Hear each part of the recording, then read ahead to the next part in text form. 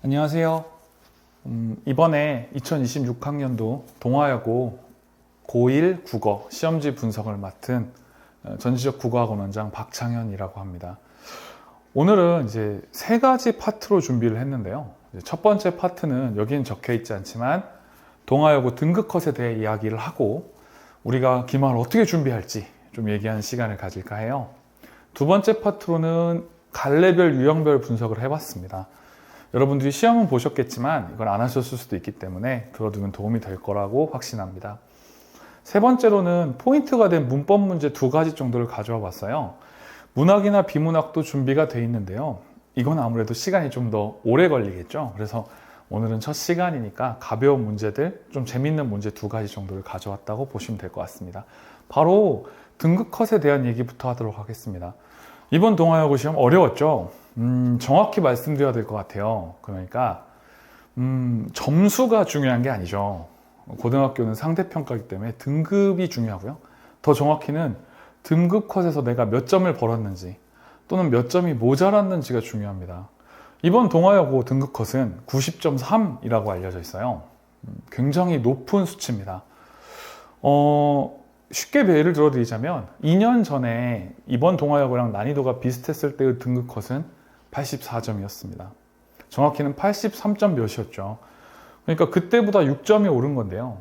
이 생각을 해보시면 더 놀라실 거예요. 그때는 9등급제였어요. 5등급제라면 쉽게 설명드려서 이번에 고3 애들, 고3 애들도 못한 애들이 아니었습니다만 고3 애들이 이 시험지를 1학년 때 5등급으로 봤다면 80점 초반대 등급컷이 나왔을 겁니다. 다시 말씀드리자면 이번 고1 동아여고 애들은 고3 동아여고 애들보다 10점 정도 더 잘해요. 그 말인 즉슨 동아여고를 다닌 여러분들이 더 불리해지고 더 공부를 하셔야겠다는 얘기가 되겠네요. 좀 더 세부적으로 말씀을 한번 드려볼까요? 이런 얘기를 안 드릴 수가 없는 게 원래 이제 서술형을 어떻게 점수를 매기느냐는 객관식에 오히려 달려 있습니다. 객관식 문제가 쉽게 나오면 서술형을 좀 깎고요.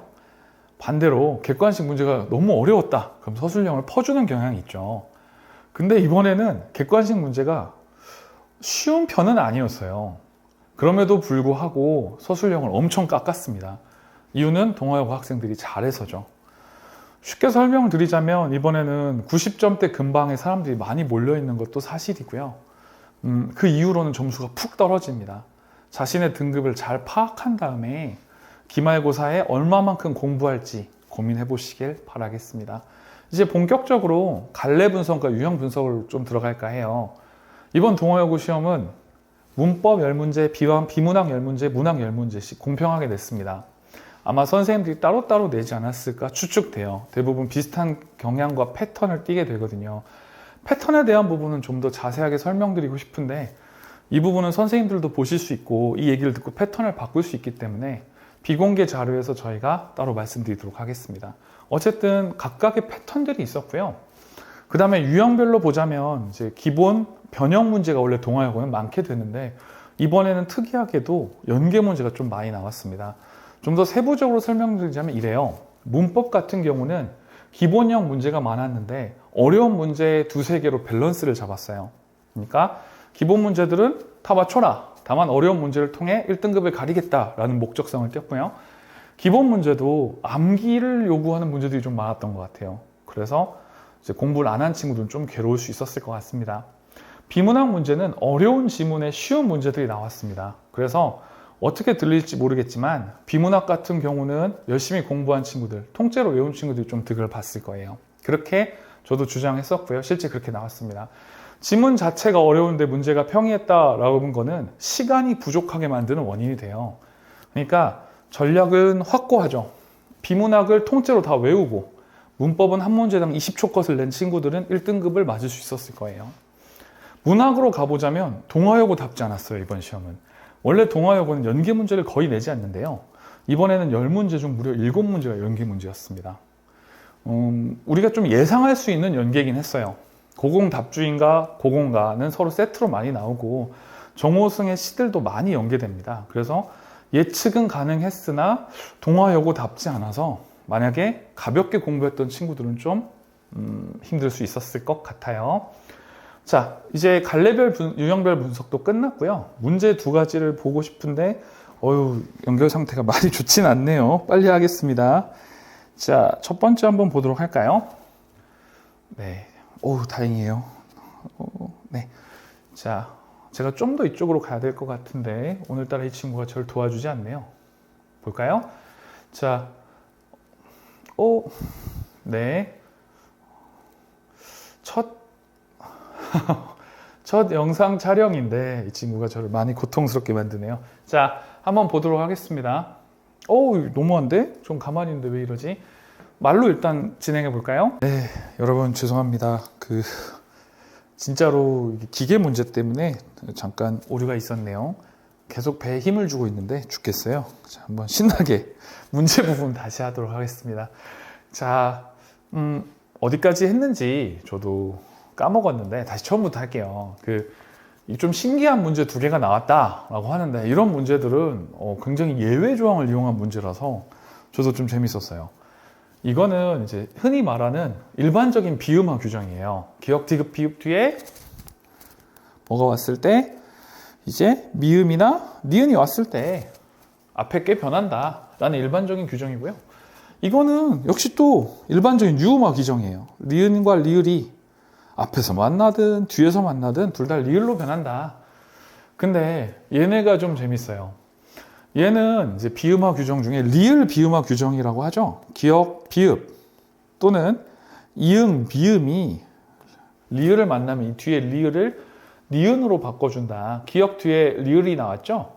그럼 얘를 니은으로 바꿔주고 다시 일반 비음화가 일어나는 비음화 중에서도 리을 비음화 현상을 얘기하고 있고요. 얘는 리을이 니은으로 변하긴 했는데 리을 비음화가 아닙니다. 유음화의 예외예요. 제가 수업 때 얘기했을 거예요. 유음화의 예외와 리을 비음화 문제는 나올 수 있다. 예외에서 가끔 나오는 문제인데 이번 선생님께서 좋은 문제를 내셨네요.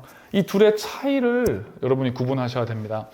장기적으로는 이건 알고 계셨어야 돼요. 이런 함정 문제는 동아역에서 처음 나온 건 아니고 원래 몇 번 나왔던 문제 양식이긴 합니다만 예외 규정을 이용한 거에 대해서는 이미 알고 계셨어야 됐고 보시는 순간 이게 포인트라는 걸 알았다면 크게 어려운 문제는 아니었을 것 같습니다. 다른 문제를 하나 더 볼까요? 그 다음은 이제 된소리에 대한 건데요.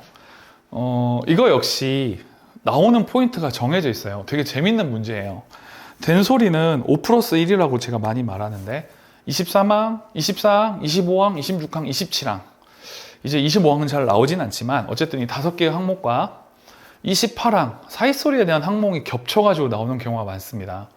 그리고 예외랑 여러 가지 요소들이 많죠. 얘부터 한번 볼까요? 기역과 니은은 둘 다 안으로 시작하는데 얘는 안 꼬고 된소리가 되고 얘는 된소리가 안 돼요. 그러니까 이건 24항에 있는 그 조건 때문에 그렇는데 어간의 니은, 미음만 뒤에 있는 것들만 기역, 디귿, 시옷, 지읒만 된소리가 된다는 규정 기억하시죠? 그것 때문에 얘는 되는데 얘는 어간이 아니죠. 그러니까 이거 구분해라. 즉 규정을 제대로 파악해라 라는 원칙에서 만들어진 문제입니다. 얘도 재밌어요. 발전은 된소리가 되는데 물건이 안 되죠. 이유가 혹시 아시나요? 26항이죠. 한자어 리을 뒤에 디귿, 시옷, 지읒이 왔을 때 우리는 된소리가 된다는 거를 규칙으로 삼고 있습니다. 근데 얘는 디귿도 시옷도 지읒도 아닌 기역이죠. 그러니까 이 부분은 예외를 가지고 냈다면 다시 한번 말하자면 한자어 그리고 세 글자로 이루어진 문장에서 유음화 예외가 이루어질 수 있다는 예외를 가지고 냈다면 이거는 너 규칙 제대로 알고 있어? 라고 하는 문제였습니다. 그러니까 어떻게 보면 기본에 충실하면서도 굉장히 세련된 문제를 냈고요. 이런 부분에서는 장기적으로는 동아여고는 규칙은 항상 충실할 것. 그리고 혹시 모를 예외 대비해야 이번에는 1등급을 노릴 수 있을 겁니다. 작년 같은 경우에는 살짝 등급 따기가 쉬워서 어떻게 들리실지 모르겠지만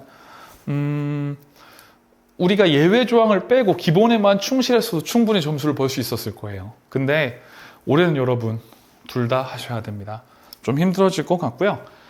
다음 영상에서는 문학과 비문학 부분도 저희가 한 번씩 설명을 할 텐데 일단은 가볍게 여기서 마칠까 합니다. 들어주셔서 감사했습니다.